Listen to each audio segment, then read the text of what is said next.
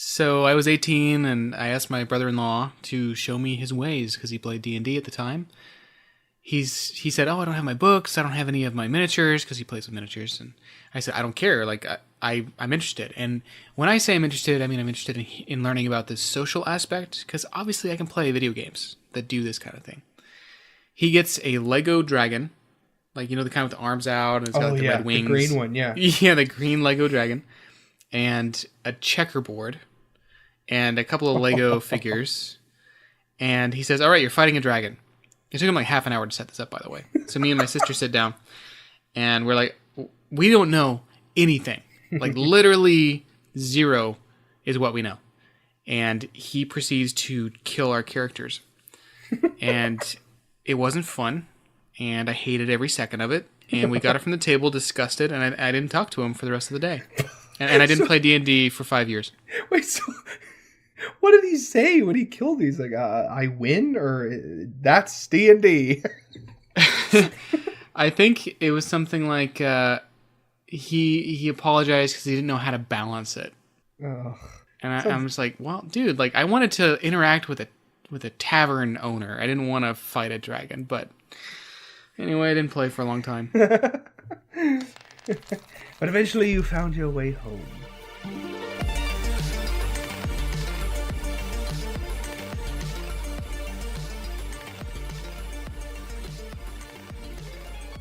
Welcome to Vox Arcana, a podcast about Dungeons and Dragons. I'm William. I'm Jake. I'm David. This is episode 2, and dragons. When you think of dragons in pop culture, what do you think of? I know what I think of. The mother of dragons, Daenerys Targaryen. Really? You think of Game of Thrones? Actually, if I'm being honest, when I actually think of dragons, I think of a movie from the 90s called Dragonheart, I think it's called. It's got Sean Connery and a really bad CG dragon. It's trash, and I highly recommend it. See, when I think of Highly refined trash. when I think of dragons, I don't think of Game of Thrones because those are wyverns. Those are not dragons. Dragons have 4 legs and they have their wings. Watch Game of Thrones. They have 2 back hind legs and then they walk with their wing arms. Wyverns! She is the mother of wyverns. And spoilers, in case you haven't watched Game of Thrones, there are dragons in the show. Yeah, well, I thought that was Oh, implied. dang. I haven't gotten that far. Spoiler alert. So when I think of dragons, I think of honestly the book Aragon. I think of Saphira, the main blue dragon, just because I read that when I was very impressionable, and that's like what I think of when I think of a dragon. Have you tried to read Aragon recently? No, but I've heard that it does not hold up, and that breaks my heart. And I am pretending that it is how I imagined it when I was younger. Some things are better in the mists of memory, I think. Oh, I think that goes for many a thing. Actually, on that topic, all of our D&D experiences are only going to get better looking back on them because it will be remembered fondly. That's so true. Like Unless you remember it poorly, in which case David, it sounds like the memory will get worse. David, it sounds like you've got a lot of poor memories of D&D. I just hate D&D in general. Oh, You're no. just a masochist. I don't even know why I'm here. Why did we... I hate this. Jake, let's have a sidebar. We got to talk about David. So, Okay. David, what do you think of when you think of dragons? Probably The Hobbit. Smog. And not the bad one. Not the bad one, but the old cartoon one. You've seen that? Like, yes. Oh, no. Of course I have. I have not seen that. I think that's my first dragon experience. I almost bought that at a Goodwill for $1 on VHS. Should I have, David? Is it worth it? Yes. I might have to go back. It's definitely worth the watch. So okay. would recommend. I have a question regarding that too. When you think of a dragon, like if I say imagine a dragon, what color is it? Oh my gosh, it's red. Always red. Really? Mine is green. Weird. Mine is like a brown or like a coppery dragon. Huh. That's super interesting. Like just we'll definitely get into some of the colors of dragons and the chromatic versus metallic. Green, I feel like, is the most like out of place. What? No, green is like the historical dragon. I feel like because they're more like lizards, and so they're kind of green. All right, fine. My right. opinion's I'll wrong. allow it.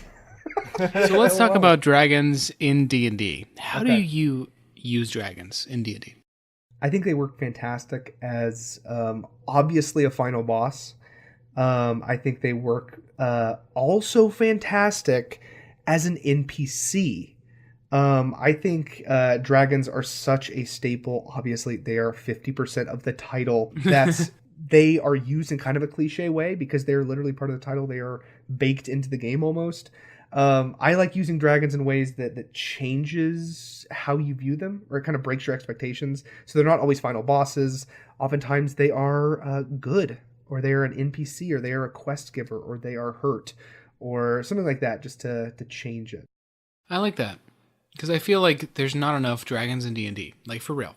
If you're going purely off of the monster manual, they're really too hard to fight. Unless you handicap the dragon in some way. I found a way to handicap the dragon. I'm not acting like I found this, but I think a good way to handicap a dragon is make it a baby dragon. In my most recent campaign, my player found a dragon egg, and a red dragon hatched out of it. And now he is kind of contemplating that nature versus nurture of raising a technically evil alignment creature.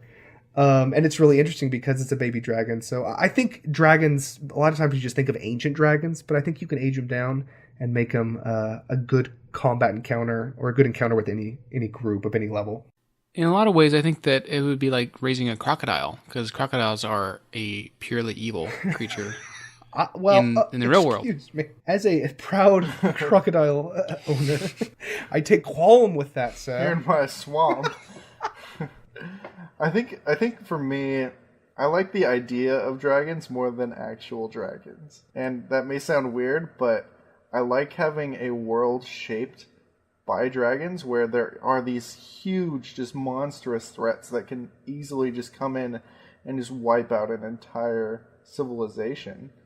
But the idea that there are cultures dedicated to slaying them, that people worship them, is really interesting and fascinating, and brings a whole new aspect into just the game. No, I really like that. Like it's like the dragon is not necessarily a typical combat encounter. It's more of like a specter that haunts over the entire world.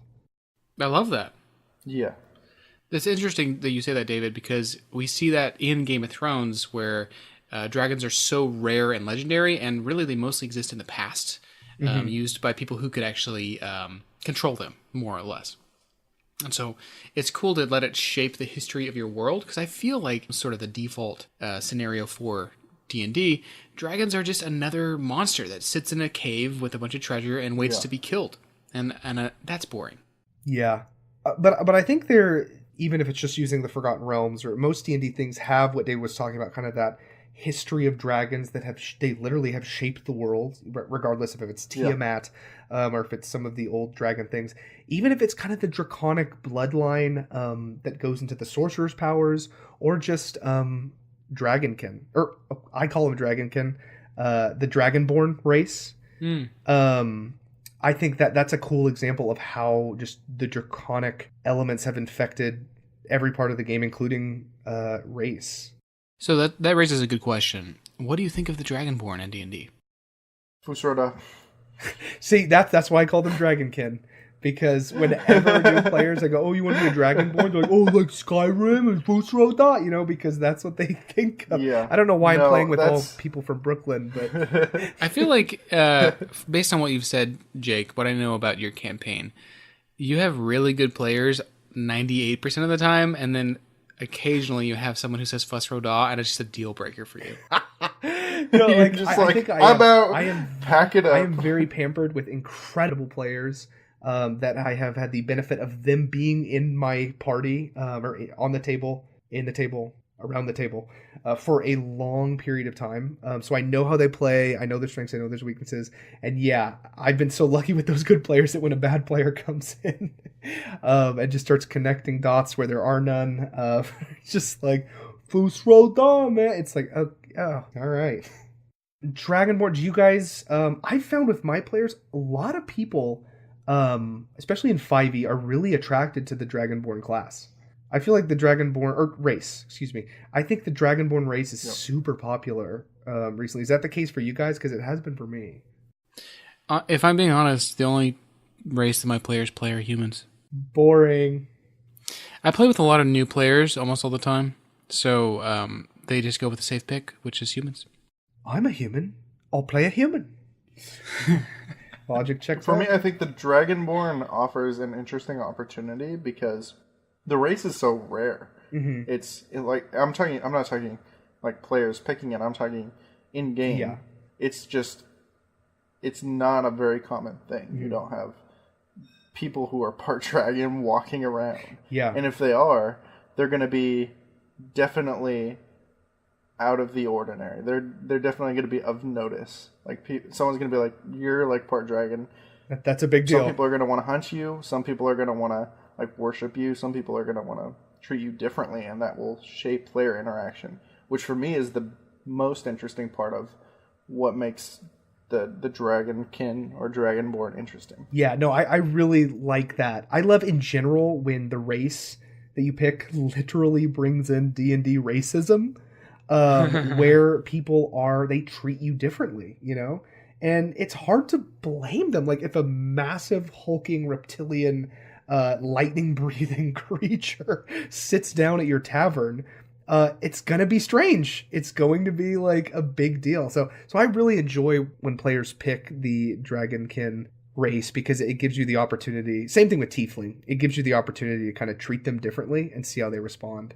There was a really interesting backstory to Dragonborn from a guy named Matt Colville. He's on YouTube, and I highly recommend watching his videos. Yeah. In his world, he made the Dragonkin, as we're calling them in this episode. I call him Dragonborn. I do it as a pet peeve against Skyrim. He makes his Dragonborn. They were actually a created race by one of the gods, and so they just sort of appeared into the world, and they are essentially like a royal guard, like a line of royal guards. And so if you see one, you know that they are descendants or they are created specifically for this one purpose. And I just like the idea of them being special because it makes it really interesting, and I love interesting characters. Mm-hmm. So what are some memorable moments involving dragons from our games? For me, it's got to be when my players were in a mountain, and they were walking in. I think they had to go through a mountain pass or something. They had to go through a small tunnel, and suddenly a snarling dragon comes out of the cave, and they just they freak out, obviously, because it's a massive dragon, and it's low light, and they're freaking out. And they're just like, okay, do we run? Do we hunker down? And then that's where I cut the session, and I was like, cliffhanger, next time, we'll find out next time. And then that dragon ended up being, they were all the whole week talking about having a big fight with this dragon, but it ended up being either brass or bronze dragon, which was good aligned. So it ended up being an NPC that helped them. But I loved that scare of just the initial like, and then it's like, hey, I need you all to help me, My main memory of using dragons in my games is from the Pathfinder beginner box, which I ran exactly one game of for a group of people that I don't really see anymore. And at the end of the adventure, spoiler alert if you're playing the Pathfinder beginner box, a dragon swoops down and you have to fight it. Nice. However, it only fights for like 2 rounds, and then it flies away. But when it came down, it's dealing massive damage, like massive AoE damage. And my players essentially gave up. They declared that the game was unfair, and they laid down and were ready to die. And I was saying, oh my God. I know. And I was like, guys, just try to survive for... and you can't tell players that it's going to fly away in 2 turns because it takes you out of the moment. So it was really strange because they were level 1, and it was frustrating. And maybe that's the main reason I don't use dragons is because they can just lay waste to a party really quickly. Are they like too intimidating? To be honest, I would kind of do the same thing in real life, though. Like, you imagine a giant dragon swoops in. I'm just gonna, roll up in the fetal position. See, I don't know. It goes away. When I hear dragon, I immediately think Dragon Slayer, and I think that just brings about the courageous element in my character that wants to kill it. I don't know. I think they can be too intimidating, but that goes back to what I was talking about earlier of scaling them down age-wise to make them less intimidating. Because an ancient dragon like is the best thing to. One of the best, going back to kind of how we use dragons in our games. I once had a dragon that was basically my players were approaching a lake. And they had to go get something on one of the islands of the lake. And the lake had like several small islands kind of in a line. And so they get onto the island and they're trying to figure it out. And suddenly the island starts shaking and this massive ancient dragon emerges and they're like on the back of this massive ancient dragon. And that's the moment where I saw my players like, we got to get out of there. I think the sorcerer just flew away. And just seeing them jump into the water in full armor, just try to trudge out of the lake as fast as they could. There is much to be said about just scaring your players. Like when you've been with them long enough so they appreciate a big scare like that, but they don't know that you're just scaring them. Because obviously this dragon could just turn around and say, here's the next quest phase. It's a living. No. Just some quip.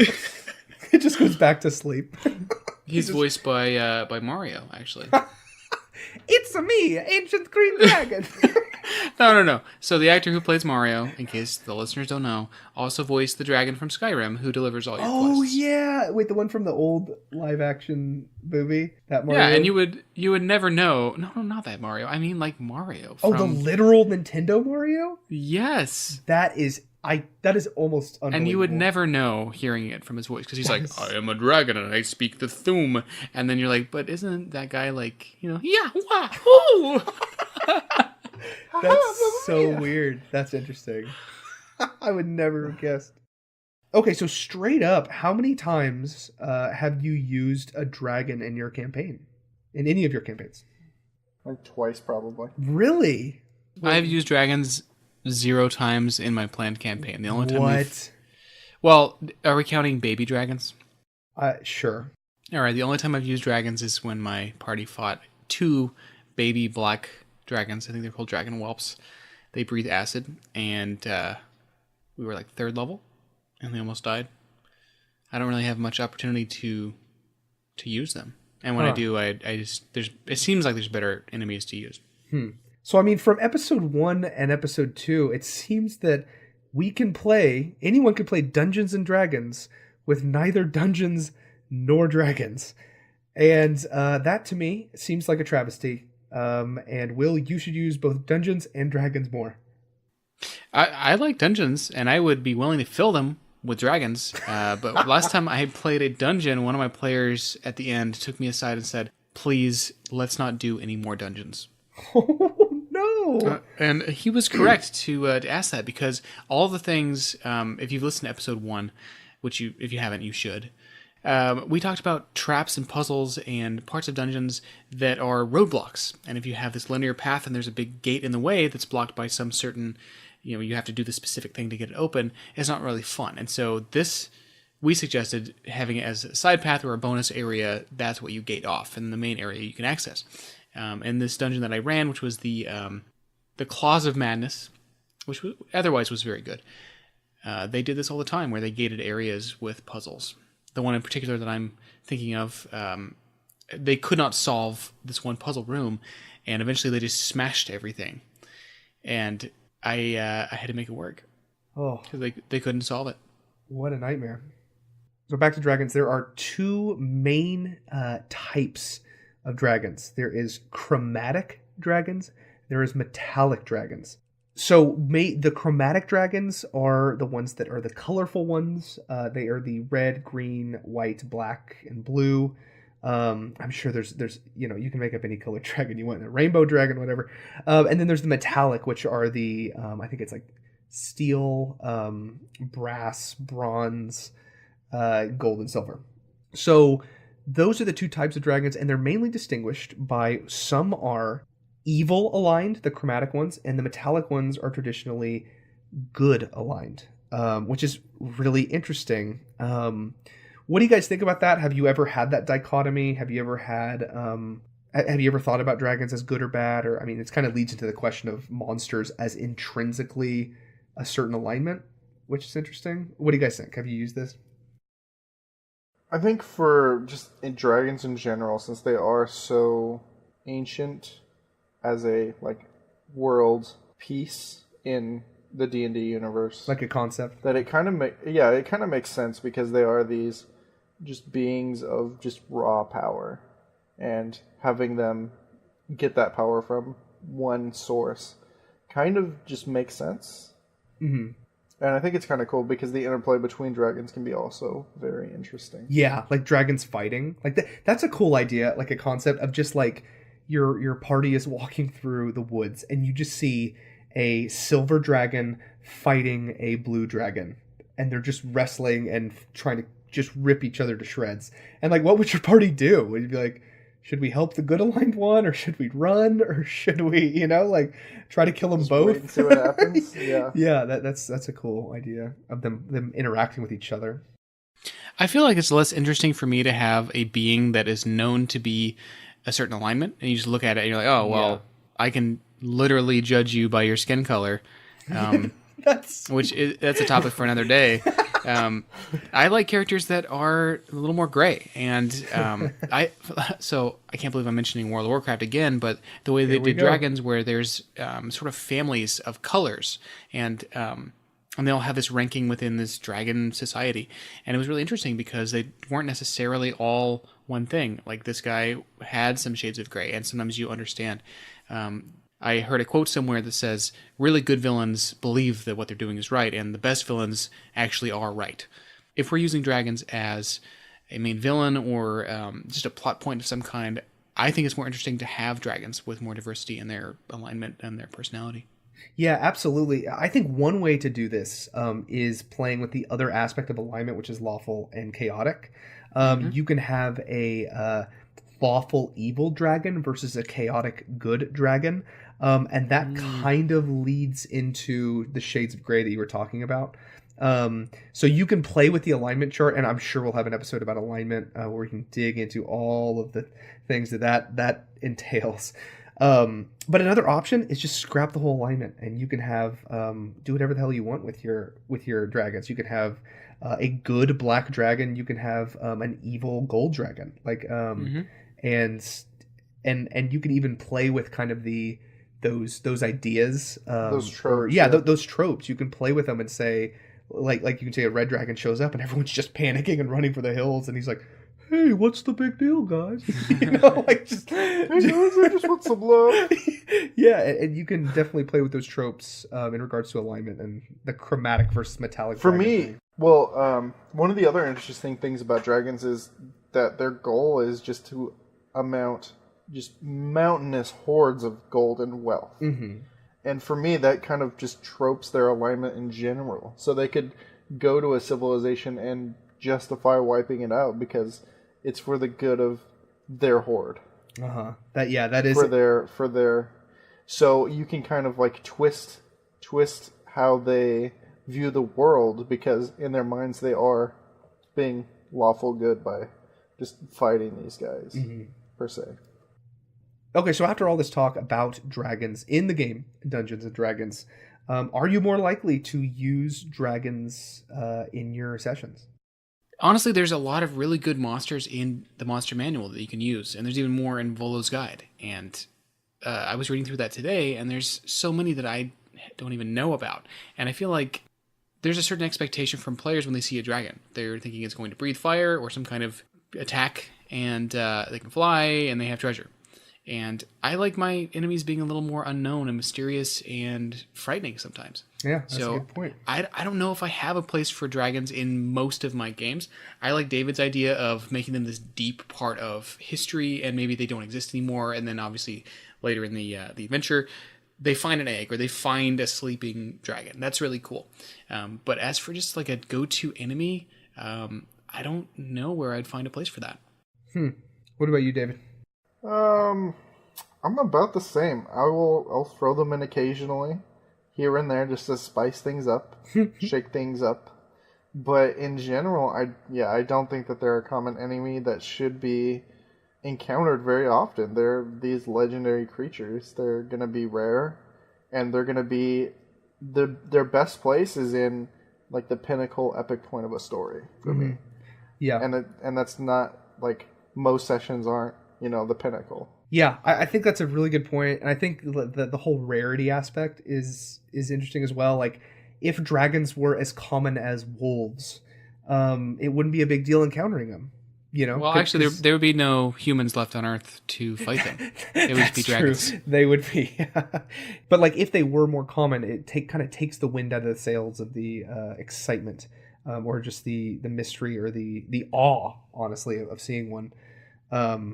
I think for me, it's really important, honestly, to use a dragon for people who are just playing the game.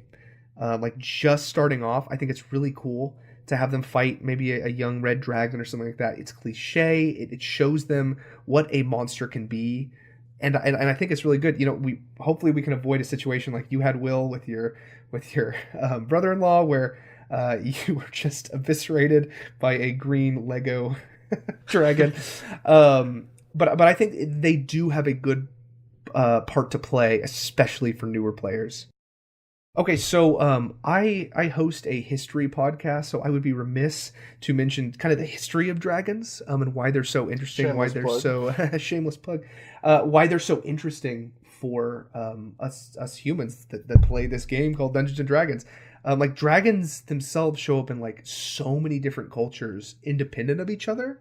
And I think that's really cool. I mean, it leads some conspiracy theorists to believe in literal dragons that actually existed, because they show up so often in the mythologies of cultures that never even interacted with each other, which is pretty cool. And I think dragons kind of represent to us humans the pinnacle of a monster. It has claws, it has teeth, it has wings, it has scales, it's big. All of those things are elements that, any human, if alone fighting, all of those things are things that give the dragon a significant edge. Like, it is kind of the apex predator almost of monsters in general. And I think that's why they work so well, and that's why they've become the cliche they have. The game wouldn't be as exciting if it was about bears and dungeons. Dungeons and bears. Dungeons and Bears. Bungeons and Bears. That's true. It would be a different game. It'd be B&B, and that's, makes me want to go to bed. That's a bed and breakfast, folks. Welcome to the Question Vault. This week's question is, what is your favorite monster and why? Yes. So, honorable mention to goblins. Oh, yes. I almost picked them. To be honest, they provided some of the most entertaining roleplay experiences. Oh, yeah. Out of any monsters, because they're just so small and weak and cowardly and just easily able to turn on anyone, and they're gross and disgusting. And they're debatably like conscious. Like there's an Right, interesting they have their own dilemma little... of like, are they the same as killing a human because like they're just dumb? Which No, I mean I don't know. There's a blog article I want to write that's about how much of a culture does something have to have before you feel bad for killing it. Because in my mind, exactly goblins right. are just kind of like humanoid chihuahuas, which is why we don't mind killing them. But really, like, if they have money or trade, like, at what point do they stop being monsters and start being people? And then it raises some really bad ethical questions, like, Oh, yeah. do they deserve to die? Maybe this is a rabbit hole we shouldn't go down. David, continue. No, I like it. I think it's a rabbit hole we will definitely explore on a future episode, hopefully. Anyways, so my favorite creature, it's one that I haven't been able to use yet, but I built a campaign around it, and the group just fell apart. But the creature is illithids. Huh. Ooh. And I think that there's a lot of potential to do some very, very mind-melding adventures, just with the way that they interact with other creatures, and the way that they interact with the lore in D&D, because they're very mysterious, withdrawn, and they have essentially a hive mind network connected to this elder brain, and they enslave people using their minds to just dominate other lesser creatures like thralls or goblins or whatever. And I think that presents some very interesting potential for a very solid campaign. Oh yeah, like the Lovecraftian nature of all that is so amazing. Also, people Yes. don't expect. I just had a mind flayer in one of my campaigns, and it was amazing because my players have been doing really well and progressing to the point where they're very good at physically outputting damage. But the mind flayer has a way of making all of its attacks mental that completely throws off, and you have to fight it. You have to fight it in a different way. You have to be really strategic. So yeah, I love. Yeah, it can mind sense flayers. when other creatures are around. It can. I'm pretty sure it can read other people's thoughts, but I'm not sure. And it But does psionic something damage. along those lines. Yeah, and just the way that you can just psychically mess with your players is really cool, and I would love to run a campaign at some point. I had one all planned out, but the group just fell apart, so I might have to revise it at some point. No, it's really cool because I feel like it's a canon way to get aliens into your D&D. If you read the lore, like they're not from this plane of existence or even this what are they? The spheres, the Great Wheel cosmology. They're completely different and really fascinating. So I think it's a great pick, David. For me, I'm trying to figure out which one. I have two main ones. I will put them not in any order. The first one, I think I talked about last episode, the Mimic. I Classic. love mimics. They can be anything. They can really surprise players. I think the main thing that makes mimics amazing is scaling them up in size or down in size. So think of the idea of a key being a mimic. Like that's really interesting, and it changes the way you view mimics, like a gemstone being a mimic, or think of even on a massive scale, like a ship, like an entire ship being a mimic, or like an entire house being a mimic. I love just the creative ways you can use mimics to just make the world more absurd and more interesting. I would love to see a player capture a baby mimic. I don't really know if they have an egg or a larval form, but then raising it up and then having this pet that can turn into anything you need it to be. It's like Morph from Treasure Planet, that little Yes! pink. Oh my gosh. Oh my Okay, that is on my list. That is on my list. That is fantastic. Oh my gosh. And it could mimic, like, you could have it turn into like a key that you steal and then put the key back and you have that key. Like, there's so many different things. Or you could have it turn that's into a the good key idea. that you need to open the door. You don't even need the key. Well, it doesn't have to technically touch. I don't know how. Oh, no, it could. I don't know. Regardless, Whatever. that is super cool. Okay, so, but then the other one, which I've used several times, is, I believe I'm pronouncing it right, called a Rakshasa. Which is basically a tiger person that is secretly a demon that can turn itself basically into anything. It can change its physical appearance. Whenever it dies, it goes back to the underworld and suffers until its body is born again. And it is born again with all of the same memories as before.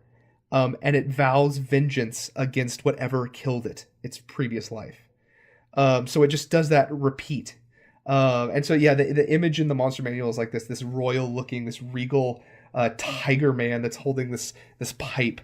But that's one of my favorites because I've been really lucky to play with the same players who have played in the same world in different time periods. So I had one kind of play in like the old fantasy, like early medieval, then kind of more the Renaissance, and then kind of more the modern times. And that Rakshasa has targeted different players in those different timelines because it died and came back and then was still after that bloodline. I love that concept over time. That's really interesting because I feel like you could build a certain type of campaign around it. Like you said, you had one where there was sort of generations or big jumps in time. Yes. I would foresee a campaign where each session was an ancestor of one of the players in the previous session. And so you do have these big time skips, and you have a story that's made to be told essentially over a long term. So maybe you're seeing, like in this session, this upcoming person is rising to power. In this next session, this person is now this dictator in the land. In this next session, like there's armies rising against him, whatever. And then you would have this persistent enemy in the Rakshasa. Yeah, it's so great. Like his name, I almost forget his normal name because we all at the table know him as Zanzidar. Zanzidar was his name. And so he'd show up and he'd be like, "Good evening. The name's Zanzidar." And all of them are like, "Oh," and they're like, they know him from earlier, but none of their characters do. So like I said, I have very lucky to have characters who don't metagame and don't just go, "Oh, I run away," because I secretly know he's bad. Like they have to go through all of the tricks knowing that he is evil and is after probably one of them. It's a really good way. It's basically a built-in callback, which I think is really cool for sessions that take place in the same universe over time. So those are my two favorite. Super cool, super weird. I like it. So you guys all had two. I've only picked one, but there are 3 or 4 different types of, like subtypes of this creature, and that creature is the hag. The hag is just this horrifying. Isn't that your nickname? They are terrible. So hags are this really disgusting creature that looks like an old woman with sort of scabs and warts and what you would think of in sort of a fairy tale witch way, but they're really not human beings. They reproduce by stealing babies out of cribs, or it says in the book, from pregnant mothers. I don't really want to imagine that. But they consume the baby and then give birth to sort of a new baby that at age 13 becomes another hag. Which I know, like it's Why so have I gross. not read that? I wish I didn't. Kind of. That's so disgusting. Yeah, welcome to my nightmare. My because hag now nightmare. I can't not see it. But you could really, and maybe for most of these creatures, you could build a campaign around this. And the hags all have the ability to cast the illusion on themselves that they just look like anyone else, so they can hide very well.